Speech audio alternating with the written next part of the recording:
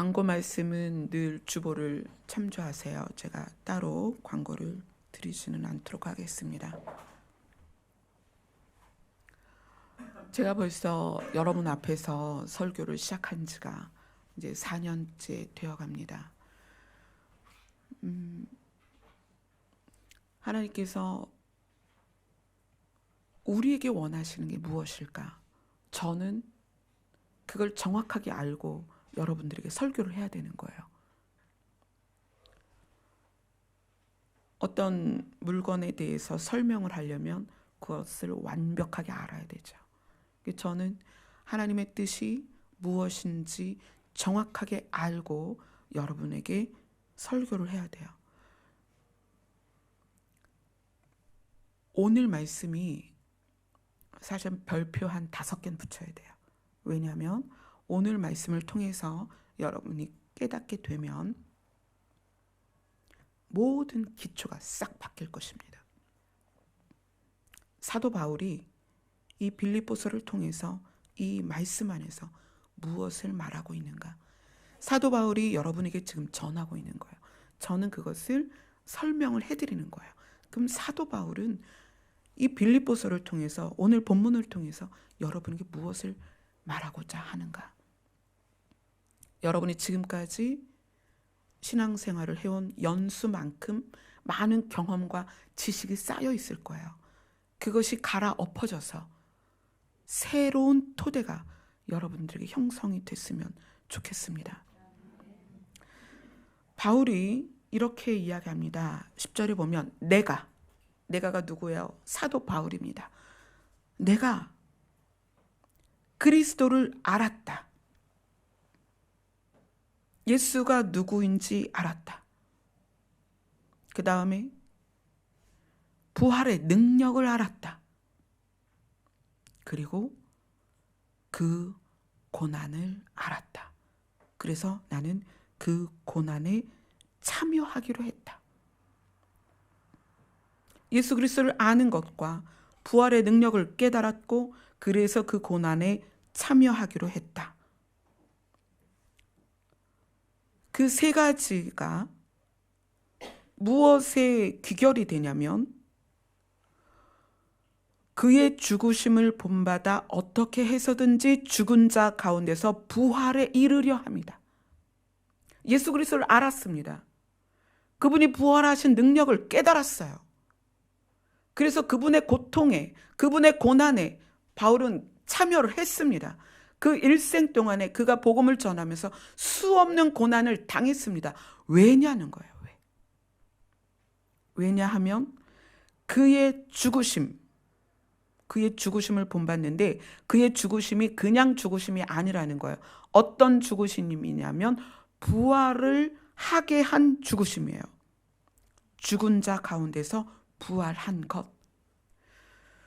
성경에는 죽었다 살아난 사람들이 많이 있습니다. 우리는 우리 주변에서도 죽었다 살아난 사람들의 간증을 들을 수가 있어요. 예수 그리스도의 죽었다 살아나심과 그들의 일반인들의 죽었다 살아남이 뭐가 다를까요? 왜 바울은 예수 그리스도의 죽었다 살아난 그 부활에 초점을 맞췄을까요? 여러분이 예수 그리스도의 부활의 사건을 통해서 전혀 다른 개념으로 이제 들어가야 됩니다. 예수님은 나사로를 살리셨어요. 그래서 사람들은 죽은 나사로를 보면서 예수를 메시아로 믿기 시작했습니다. 예수님의 제자들이 예수님을 그렇게 따라다녔어요. 오병이어의 기적을 보고 수많은 사람들이 예수님을 따라다녔습니다. 그러나 예수님이 십자가를 지고 골고다를 올라가실 때 그 모든 사람이 다 떠났습니다. 예수님의 능력이 없어서일까요? 예수님의 능력을 보았습니다. 죽은 자를 살리는 걸 보았고 38년 된 병자를 일으키는 걸 보았고 나면서부터 안진뱅인 자를 일으키는 걸 보셨고 문둥병자를 깨끗게 하는 걸 보았습니다. 그들이 그렇게 예수님의 능력을 보았음에도 예수님이 십자가를 지고 올라가실 때 다 떠났습니다. 제자들도 다 떠났습니다. 베드로조차도 예수님을 부인했다는 거예요. 그런데 예수 그리스도의 부활 사건이 어떠하길래 제자들이 자기의 생명을 걸고 예수를 증언했냐는 거예요. 나사로가 살아난 것과 예수 그리스도의 부활의 차이가 뭐냐는 거예요. 예수 그리스도의 부활은 신령한 세계를 보게 하는 부활이에요. 예수 그리스도의 부활은 제자들이 무엇을 깨달았냐면 육으로서의 인생이 끝이 아니라는 걸 깨닫게 한 거예요. 예수 그리스도의 능력은 육으로 사는 세상에 집중되어 있었습니다. 병을 고치고 먹을 걸 주고 풍랑을 잔잔케 하고 무덤을 쪼개서 죽은 사람을 살렸습니다. 뭐에 집중됐냐면 예수 그리스도의 능력은, 예수 그리스도의 사역은 땅에 집중돼 있었던 거예요. 그래서 사람들이 예수를 쫓았습니다. 예수를 쫓으면 질병이 고침받을 거야. 예수를 쫓으면 물고기를 잡았더니 그 안에 동전이 들어있어. 우와, 예수님을 쫓으면 부자 될 것 같은 거예요. 예수를 쫓으면 모든 질병이 고침받아서 건강하게 살 것 같은 거예요. 예수를 쫓으면 죽었다가도 살아날 것 같은 거예요. 뭐에 집중되어 있는 거예요? 땅에 집중되어 있는 거예요. 예수를 쫓으면 바다의 풍랑까지도 잔잔케 하셔. 이야, 진짜 신기하다. 예수 그리스도의 능력이 이 땅에 머물러 있었던 거예요. 그래서 제자들과 수많은 사람들이 예수를 쫓은 거예요. 그런데 골고다에 가니까 어떻게 된 거예요? 예수님이 십자가를 질질 끌고 골고다로 올라가는 거예요. 뭐야 이거? 끝났잖아. 예수님 십자가에 못 박혀 죽으면 내가 그에게서 얻을 모든 혜택이 사라지는 거잖아. 빵도, 물고기도, 동전도, 병고침도, 무덤에서 나를 꺼내줄 사람도 없는 거예요. 예수 그리스도의 능력은 그들이 쫓을 때에는 이 땅에 제한되어 있었습니다. 그리고 예수님이 십자가에 못 박히고 죽으셔서 무덤에 들어가 버린 거예요. 모두가 절망했습니다. 예수라는 그 메시아 대신 그분에게 얻을 수 있는 것을, 그 얻을 수 있는 그 존재가 사라져 버린 거예요.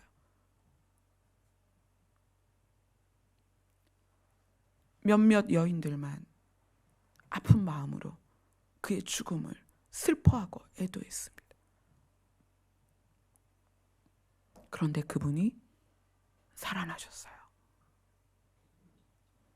죽었다가 살아난 그 의미가 아니라 그 존재 자체가 변한 거예요. 어떤 변화입니까? 제자들이 모여있는 그 집 안에 문도 열어드리지 않았는데 벽을 뚫고 들어오신 거예요. 제자들은 살아나신 예수님의 완전히 변화된 그 변화체를 경험하기 시작합니다. 엠마오로 가는 두 제자가 예수님에게 말씀을 전해 듣습니다. 야, 그분에게 말씀을 들을 때 우리 가슴이 뜨겁지 아니하더냐. 예수님은 동해 번쩍 서해 번쩍 제자들에게 나타나기 시작하십니다. 육으로서의 예수님이 아니라 신령한 영생체로서의 예수를 만난 거예요. 죽었다 살아난 나사로는 다시 죽었습니다. 그의 죽음에 대해서, 두 번째 죽음에 대해서 기록이 없어요. 병들어 죽었는지, 늙어 죽었는지, 사고로 죽었는지 모릅니다. 어쨌거나 그가 죽었다 살아났지만 여전히 세상에 속해 있다는 거예요. 근데 부활하신 예수 그리스도는 세상에 속한 것이 아니에요. 시간에 속한 것이 아닙니다. 우리가 보는 이 차원에 속한 분이 아니었다는 거예요. 바울이 만난 예수 그리스도는, 바울이 경험한 예수 그리스도는 육에 속한 예수 그리스도가 아닌 거예요. 그래서 바울이 얘기하는 것입니다. 내가 그리스도를 알았다. 그분의 부활의 능력이 무엇인지 깨달았다. 그래서 나는 그분의 고난에 참여한다. 그리고 나는 그분의 죽으심을 본받을 것이다. 어떤 죽음이냐면 영생체로서, 변화체로서, 신령한 몸으로서 부활하는 그것을 내가 맛볼 것이다라는 거예요. 사도 바울의 가치가 변한 것입니다. 땅에서 고침받고 땅에서 형통하게 되고 땅에서 잘 되는 것이 아니라, 땅에서 먹고 사는 것에 부요가 아니라 전혀 다른 것에 가치를 두기 시작한 것입니다. 바울이 가치를 둔 것은 무엇이냐면 예수 그리스도와 같은 부활입니다.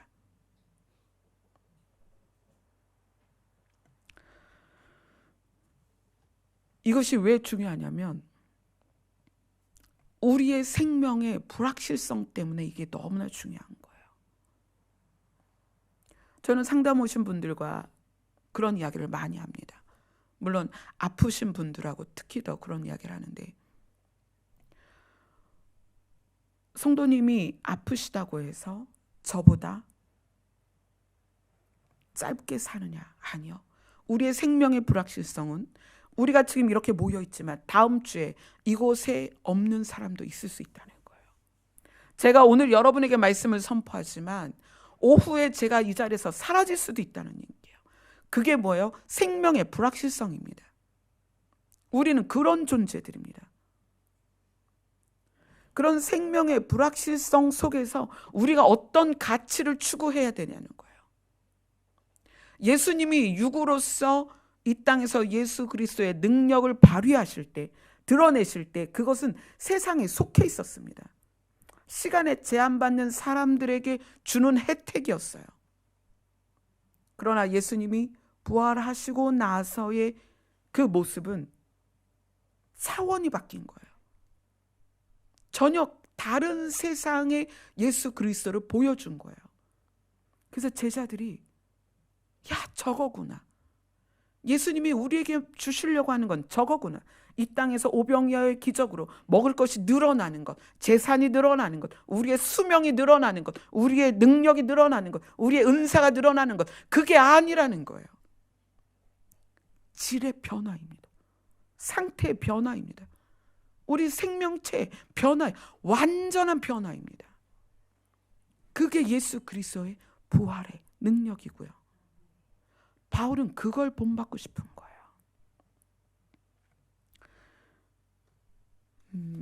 고린도 전서로 한번 가봅시다.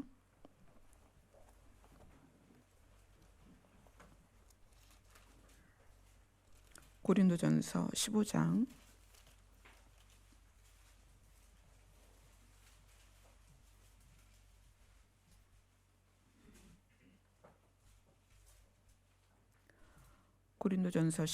50절부터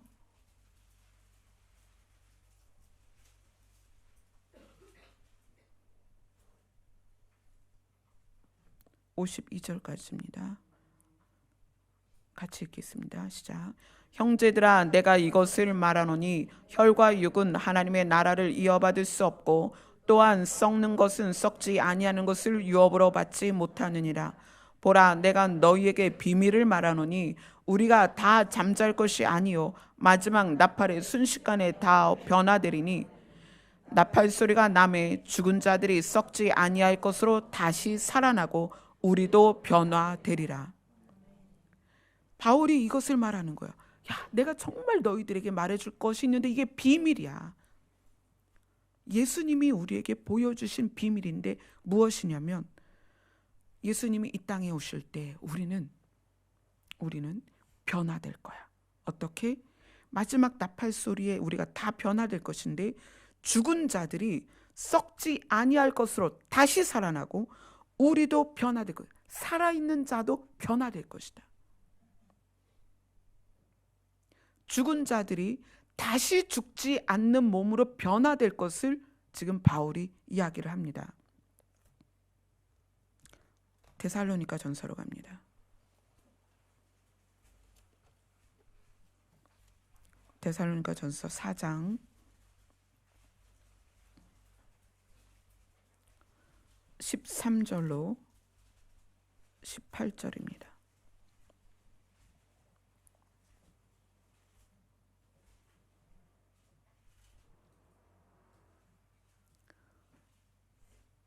같이 읽겠습니다. 시작. 형제들아, 자는 자들에 관하여는 너희가 알지 못함을 우리가 원하지 아니하노니 이는 소망 없는 다른 이와 같이 슬퍼하지 않게 하려 함이라. 우리가 예수께서 죽으셨다가 다시 살아나심을 믿을진대 이와 같이 예수 안에서 자는 자들도 하나님이 그와 함께 데리고 오시리라. 우리가 주의 말씀으로 너희에게 이것을 말하니 주께서 강림하실 때까지 우리 살아남은 자도 자는 자보다 결코 앞서지 못하리라. 주께서 호령과 천사장의 소리와 하나님의 나팔 소리로 친히 하늘로부터 강림하시리니 그리스도 안에서 죽은 자들이 먼저 일어나고 그 후에 우리 살아남은 자들도 그들과 함께 구름 속으로 끌어올려 공중에서 주를 영접하게 하시리니 그리하여 우리가 항상 주와 함께 있으리라. 그러므로 이러한 말로 서로 위로하라. 아멘. 바울이 지금 성경 곳곳에서 부활에 대해서 이야기합니다. 단순히 죽었다가 살아나서 이 세상을 다시 사는 것에 대하여 이야기하는 것이 아닙니다. 한 사람도 예외 없이 우리에게 적용되는 게 죽음이에요. 어떤 죽음? 육의 죽음. 주민등록 상의 그 순서대로 우리가 죽는 게 아니라 이 생명의 불확실성은 어느 누구도 예외 없이 순서 없이 죽음을 맞이한다는 거예요. 근데 이것에 대하여 슬퍼하지 말라는 거예요. 이것에 대하여 두려워하지 말라는 거예요. 반드시 다시 살아나는 놀라운 부활 사건이 있는데 그것이 예수 그리스도께서 우리에게 보여준 부활이라는 거예요. 죽은 나사로가 무덤을 열고 다시 살아난 그것하고는 비교할 수 없는 상대할 수도 없는 그런 부활이라는 거예요. 다시는 썩지 않고 다시는 죽지 않는 영원 안에 포함된 그런 부활이라는 거예요. 그것을 목표로 하라는 거예요. 아멘. 다시 우리 빌립보서로 갑니다.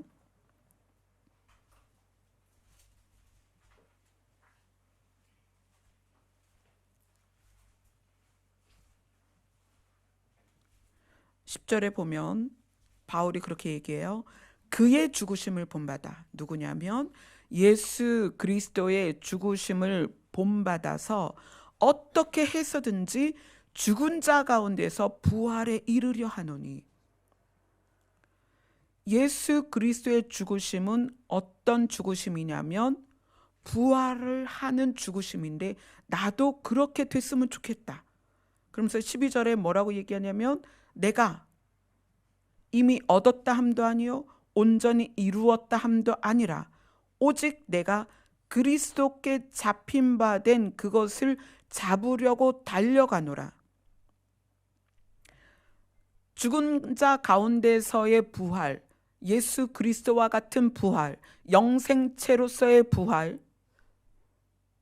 영원을 소유하는 그 부활에 대해서 바울은 뭐라고 얘기하냐면 예수께 잡힌 것, 예수가 잡은 것이에요.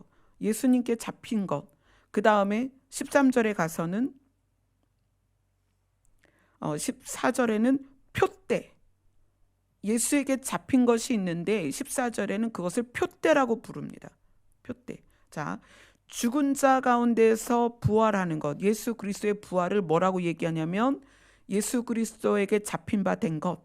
그 다음에 14절엔 표대, 그리고 14절에 쭉 뒤에 보면 부름의 상, 위에서 부르신 부르심의 상, 이렇게 세 가지로 표현을 합니다. 예수에게 잡힌 것, 표대, 그 다음에 상, 우리가 받을 상. 이 부활이 우리에게 왜 중요하냐면 우리가 속해야 될 곳은 영원이에요. 지금은 시간 안에 있는데 이 시간은 제가 그랬잖아요. 유한하고 반드시 지나가고 우리는 이 시간 안에서 벗어나게 될 것이다. 그럼 우리는 영원에 속할 것인데 어떤 영원에 속해야 되느냐? 예수 그리스도에게 포함된 영원, 거기에 들어가야 됩니다. 바울은 지금 그걸 목표로 하자는 거예요. 예수님이 십자가 지기 전에 그 생애 가운데 이루셨던 수많은 일들은 세상에 속한 것에 대한 변화였습니다. 질병의 변화, 물질의 변화. 오병이어가 어떻게 됐어요? 5천 명을 먹이고도 남았잖아요. 물질의 변화, 기후의 변화, 다 세상에 속한 것이고 시간에 속한 것이었습니다.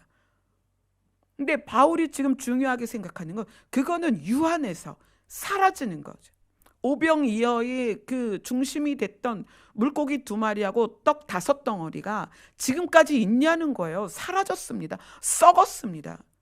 12광주리가 남았지만 그것은 유효기간이 있어서 며칠 후에 다 썩어서 없어졌을 거예요. 누군가는 먹었겠죠. 예수 그리스도의 능력은 유한하고 제한된 것이 아닙니다. 그것이 분명하게 갈림이 된 사건이 뭐냐면 부활 사건입니다. 바울은 그것에 집중하는 거예요. 예수를 통해서 이 땅에서 얻을 걸 얻어내려고 하지 마라. 예수 그리스도가 붙잡고 있는 것은 그게 아니다. 완전한 변화된 부활이다. 너희의 표대는 이 땅에서의 제한된 잘 먹고 잘 사는 것이 아니라 예수 그리스도의 영원한 나라다. 하나님이 우리에게 주시고자 하는 것은 이 땅에서 풍요가 아니라 그 부활하신 예수 그리스도가 거하고 있는 그 나라가 우리에게 주실 상이라는 거예요. 여러분, 여러분의 가치가 이제 변해야 됩니다. 여러분의 추구가 달라져야 됩니다. 저는 저의 사역은, 저의 말씀에 여러분에게 선포하는 기준은 그거예요. 여러분의 가치를 변화시키는 것입니다. 땅에 머물러 있는 여러분의 삶을 눈을 들어서 하나님의 나라를 보도록 하는 것이 저의 사역입니다. 그래서 제가 여러분에게 헌금을 해라, 뭐 교회에서 사역을 해라, 봉사를 해라 그러지 않습니다. 집중할 것에 집중하라는 거예요. 여러분이 추구할 것이 무엇인가를 보라는 거예요. 제가 성도님들 오시고 가시고 이런 것에 크게 연연해 하지 않습니다. 왜냐하면 교회 규모가 크는 것이 저의 목표가 아니기 때문이에요. 재혁 씨 제가 앞으로 오라고 그랬죠. 우리 재혁 씨 2월 달엔 인천으로 이사 가야 돼요. 우리 잠깐 봐야 될 사이이기 때문에 제가 더 간절한 거예요. 내가 내 앞에서라도 하나님의 나라를 좀 더 깊이 전하고 싶은 거예요. 하나님의 나라가 여러분 안에 임하지 않으면, 그것이 여러분의 가치를 변화시키지 않으면 평생 교회 다녀도 여러분 안에 평화가 없습니다. 여러분 안에 기쁨이 있을 수 없습니다. 여러분 안에 감사가 있을 수 없습니다. 여러분의 평안과 기쁨과 감사는 하나님의 나라에서 오는 것입니다. 우리는 순차적으로 하나님의 나라를 경험하게 될 것입니다. 예수님이 공중으로 오시면 우리는 공중으로 들림 받아서 그곳에서의 영원을 경험할 것입니다. 천년 왕국이 이루어지면 우리는 천년 왕국에서 영원을 경험할 것입니다. 그리고 나서 새하늘과 새 땅이 이 땅에 이루어졌을 때 우리는 그곳에서 완전한 영원을 경험하게 될 것입니다. 그런데 그 1차적 관문이 뭐냐면 부활이라는 거예요. 어떤 부활? 예수 그리스도의 죽음을 통하여 드러난 부활.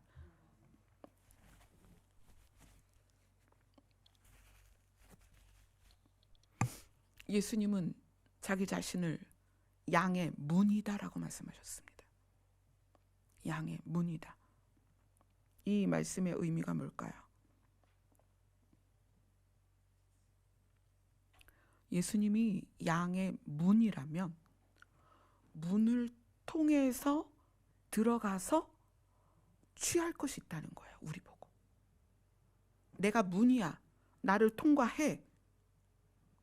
자, 우리가 이제까지 예수 그리스도를 붙잡고 있었다면 이 개념을 좀 더 확장시켜야 됩니다. 나는 양의 문이다. 자, 문이에요. 문은 뭐죠? 어떤 곳을 들어갈 수 있는, 통과해야 되는 곳이에요. 예수님은 자기 자신을 통과하라는 거예요. 예수님에 머물러 있지 말고 통과하라는 거예요. 가치를 확장시키라는 거예요. 뭐죠? 자, 우리가 지금 예수님께 머물러 있습니다. 예수님을 통과하세요. 나는 양의 문이다. 우리가 양입니다. 그럼 예수 그리스도를 통과해서 도달하는 곳, 그곳을 보라는 얘기예요. 그곳이 어디입니까? 내가 하늘에 열린 문을 두었다. 내가 양의 문이다. 그걸 통과하면 어디입니까? 하나님의 나라입니다. 그 가치까지 우리가 가야 된다는 거예요. 예수님이 말씀하셨습니다. 내가 곧 길이요 진리요 생명이다.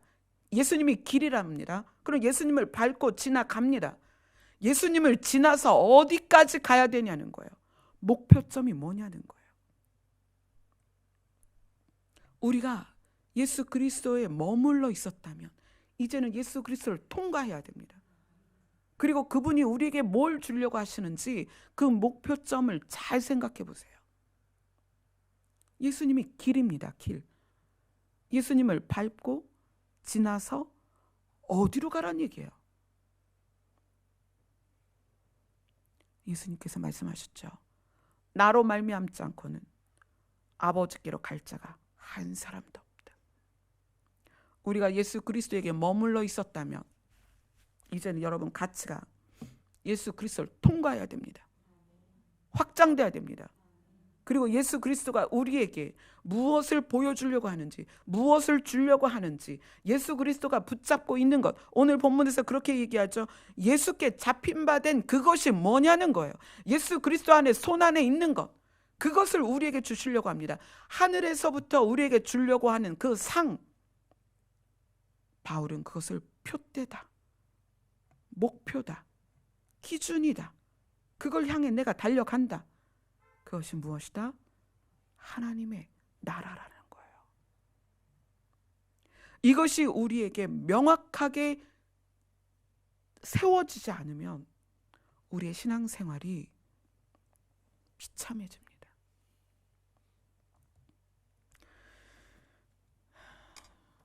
지금 교회의 타락이나 성도들의 타락,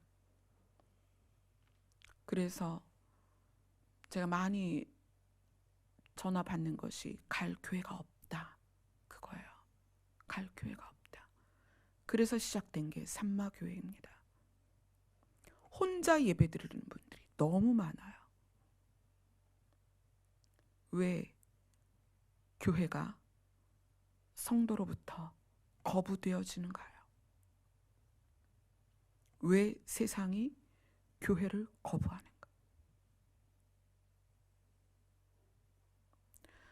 한국 교회가 복음이 들어오면서 예수 그리스도에게 집중되기 시작했습니다.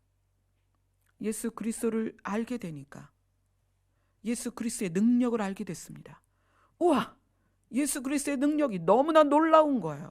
질병이 다 고침받습니다. 오병이어로 5,000명이 먹었어요. 풍랑이 잔잔해졌습니다. 예수 그리스도의 능력에 집중하기 시작했어요. 그리고 어떻게 했죠? 예수 그리스도를 세상에서 내가 살아가는 그 삶을 유익하게 하는 방편으로 예수 그리스도를 붙들고 있다는 거예요. 오늘 말씀은 예수께서 무엇인가 잡고 있다. 이것이 표대다. 하나님이 주시고자 하는 것이다. 그런데 우리는 예수 그리스도에 머물러서 예수 그리스도의 능력, 예수 그리스도의 이름 안에 있는 능력에 머물러 있는 거예요. 그래서 그것을 사용하고자 하는 거예요.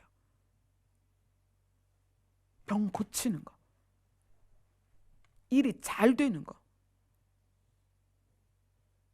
아이들이 좀 남보기에 좋은 학교 가는 거, 좋은 직장 들어가는 거, 사회에서 좀 잘 되는 거. 그래서 교회가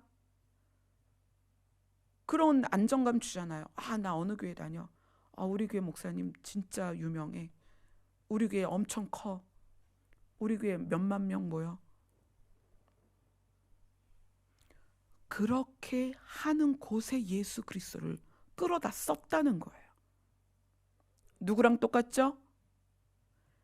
예수님이 십자가를 끌고 골고다 올라가실 때 떠난 무리들과 똑같다는 거예요. 이것이 지금 왜 중요하냐면 마지막 때에 일어날 우리가 경험해야 될 일들은 징조로서의 환난들입니다.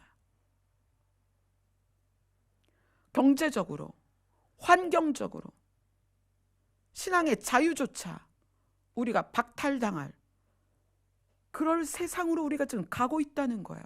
여러분 해피엔딩을 꿈꾸십니까? 이 땅은 해피엔딩이 아니에요. 계시록을 보세요. 최종적인 해피엔딩은 우리가 하나님의 나라에 들어가는 것이고 이 세상은 그렇지 않다는 거예요. 이 세상은 심판 가운데 놓여질 것입니다. 그러한 때를 바라보고 가고 있는 우리가 예수 그리스도의 능력을 어디다 쓰냐는 거예요. 예수님이 십자가를 지고 골고다에 올라가시는 그 시점까지 예수 그리스도를 따랐던 무리들과 똑같다는 얘기예요. 예수 그리스도의 능력을 오병이어를 위해서 빵을 주십시오. 고기를 주십시오. 돈을 주십시오. 교회의 환난이 찾아오면 누가 그 환난을 버텨내겠습니까? 종교의 자유가 박탈당하면 누가 여러분 생명 걸고 예수 그리스도의 이름을 부르짖겠냐는 거예요. 예수님의 제자들이 전부 순교하면서 끝까지 예수 그리스도의 이름을 놓지 않은 것의 이유는 예수님의 부활을 본 것입니다. 땅에 속한 부활이 아니라 영원에 속한 부활을 경험했기 때문에 제자들이 생명 걸고 예수 그리스도를 끝까지 전했다는 거예요. 저도 여러분들에게 좋은 혜택을 드리고 싶습니다. 건물도 늘리고 환경도 좋게 하고 시스템 막 들여오고 조직 세우고 여러분들 막 닥달해서 이것저것 행사하고 그럴 수 있습니다. 저도 시스템에 아주 능숙한 사람이에요. 조직력 굉장히 뛰어난 사람입니다. 그러나 그것이 여러분을 살릴 수 없습니다. 왜 우리 교회가 점점 더 모든 것을 버려가고 있을까요? 조직도 버리고 예배 형식도 버리고 왜 다 버리고 있을까요? 최종적으로 여러분 이 교회 껍데기까지 날아갔을 때 사역자도 사라졌을 때 여러분이 믿음을 지킬 수 있어야 하기 때문입니다. 여러분의 목표가 무엇인지 보세요. 사도 바울이 경험한 예수 그리스도는 부활하신 예수 그리스도입니다. 분명히 사도 바울은 예수 그리스도의 죽음을 지나왔습니다. 그런데 그분이 하늘에서 사도 바울을 만나 주셨습니다.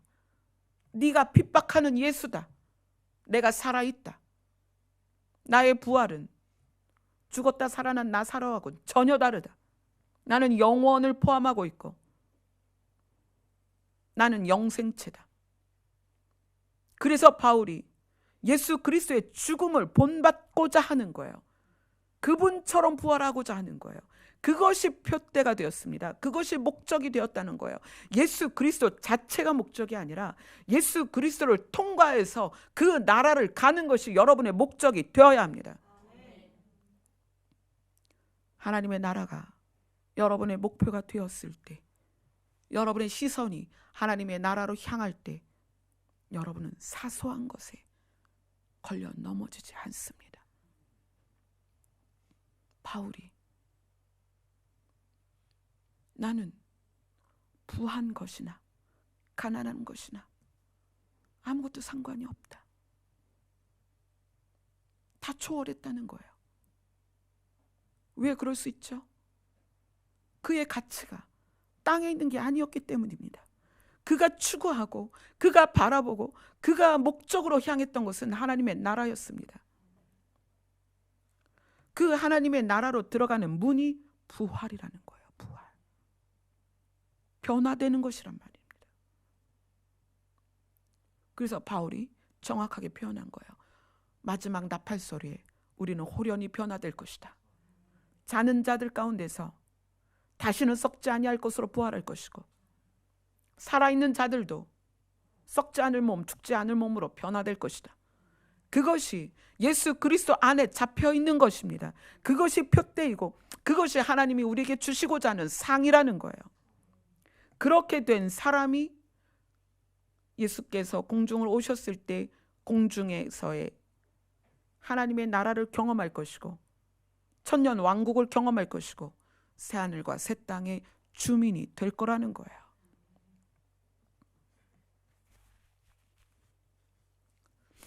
왜 교회 다니면서 감사가 없을까요?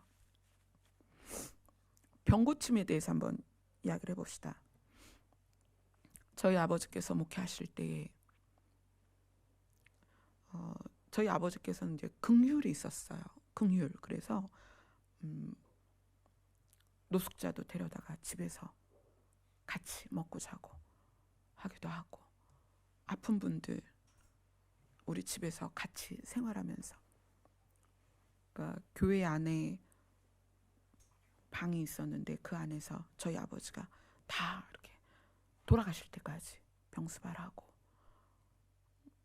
시장에서 노숙자 데려다가 고치고 닦아주고 먹이고 몇 개월을 그렇게 해서 재활할 수 있도록 돕고, 그러다 보니까 아픈 분들에 대한 기도가 저희 아버지는 굉장히 절절하세요. 그래서 그런 병고침에 어떤 은혜들이 많이 있었습니다. 병원에서 포기한 암 환자도 낫기도 하고, 루마티스 관절염 굉장히 심하거든요. 막 관절이 다 썩고 고름이 나고, 그런 분들도 그 고름을 만져가면서 기도하셔서 깨끗이 나았습니다. 병고침을 예수 그리스도의 사역의 어떤 최종 목표로 잡는다면 고침 받은 사람 입장에서 육체로 사는 동안에 또 다른 질병이 생길 수 있어요. 자, 어떤 분이 암에 걸렸다가 치유가 됐어요. 암에 걸렸다가 치유가 되고 나면 이 분은 죽을 뻔했다가 살았기 때문에 붙잡고 소유하고 싶은 게 더 강해집니다. 뭐에 대한 애착이 강해지겠어요? 생명에 대한 거, 가족에 대한 거, 물질에 대한 거, 건강에 대한 거, 자녀에 대한 거, 이런 것들의 애착이 굉장히 강해집니다. 그래서 병고침 받고 세상으로 가는 사람들 많이 봤습니다. 죽을 뻔했다 살았거든요. 우와, 죽을 뻔했다. 더 잘 살아야 되겠는 거야. 그래갖고 돈 벌러 나갑니다. 실제로 그런 분들이 있습니다. 루마티스 관절염 때문에 아무것도 못 하시는 분이 병고침 받았어요. 근데 교회를 떠나시더라고요.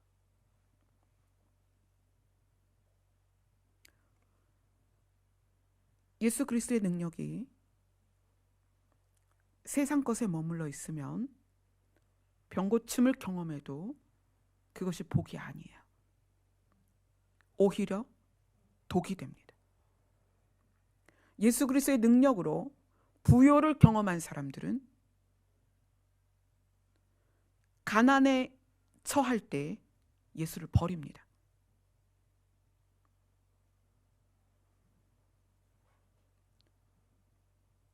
예수 그리스도의 능력이 하나님의 나라에 초점을 맞추지 않으면 예수 그리스도 안에서 경험한 것들이 오히려 여러분에게 독이 된다는 거예요.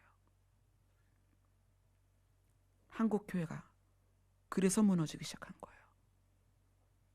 예수 그리스도의 능력을 병 고치는데, 부요에, 내가 잘 되는 거에 써왔기 때문에 경기가 어려워져서 그것이 무너졌을 땐 예수님을 원망하기 시작하는 거예요.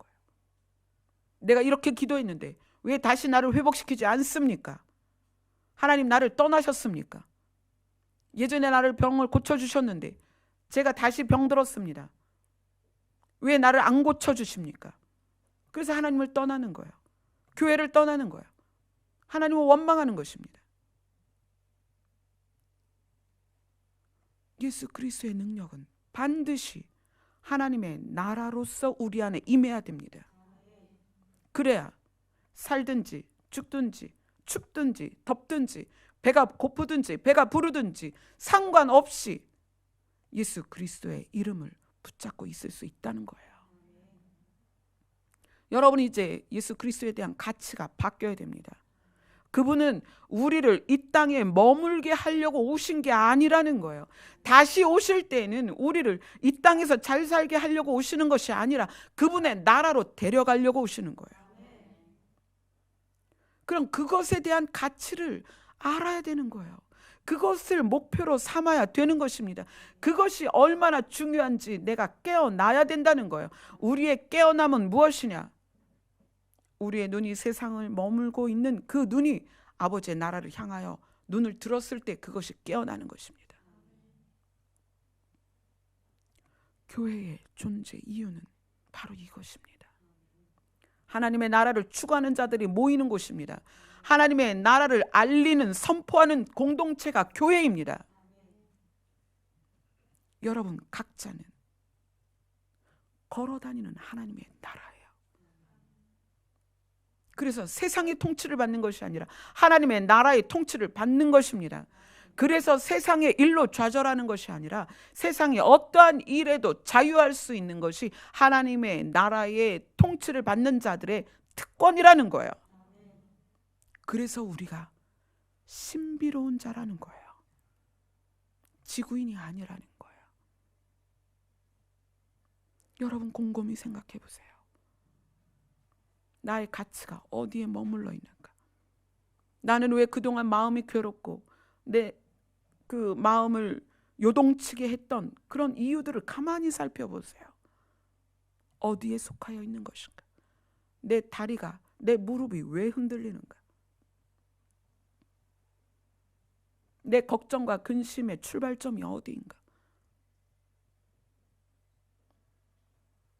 여러분의 가치가 변하지 않으면 교회 다니는 것이 여러분에게 유익이 없습니다. 우리는 이 세상은 반드시 어려워집니다.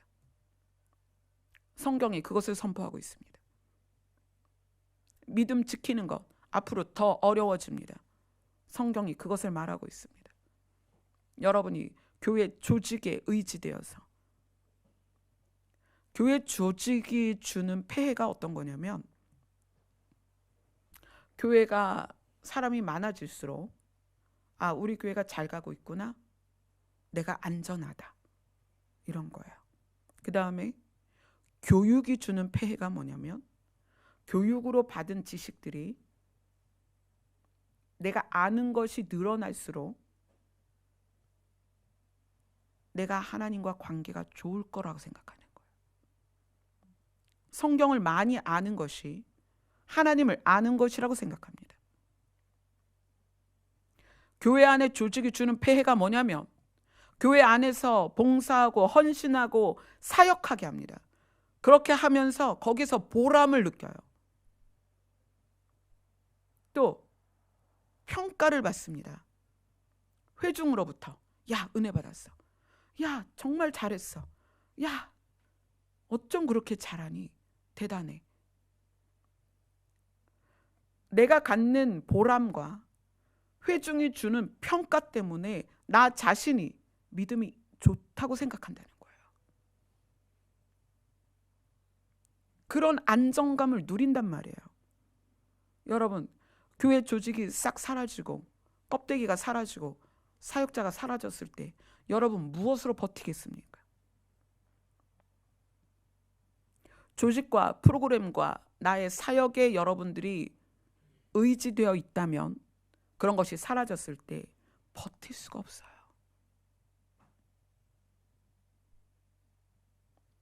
이제 철저하게 여러분 독립적이어야 합니다. 다음 주에 열린 하늘문교회가 사라지고 저라는 사람이 없어져도 여러분 전혀 흔들림이 없어야 합니다. 그게 여러분의 실제 믿음의 주소입니다.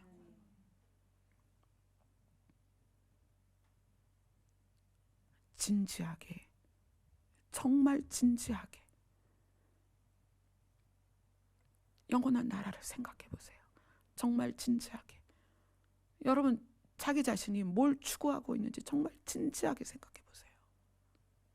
여러분의 목표가 무엇인지 정말 진지하게 생각해 보세요. 내가 고통을 느끼고 내가 아픔을 느끼고 내가 혼란스럽고 내가 지금 마음이 종잡을 수 없고 이러한 이유가 뭔지 정말 진지하게 생각해 보세요.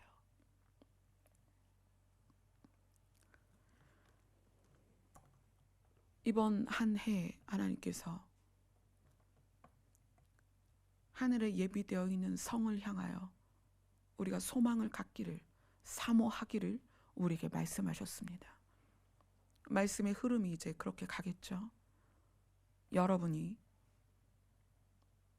2019년을 기점으로 해서 가치의 변화 그리고 삶의 변화, 추구하는 것의 변화가 완전해지기를 부탁드립니다.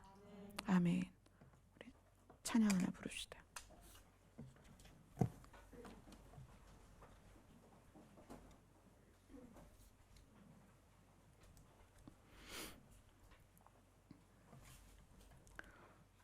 우리 347장입니다.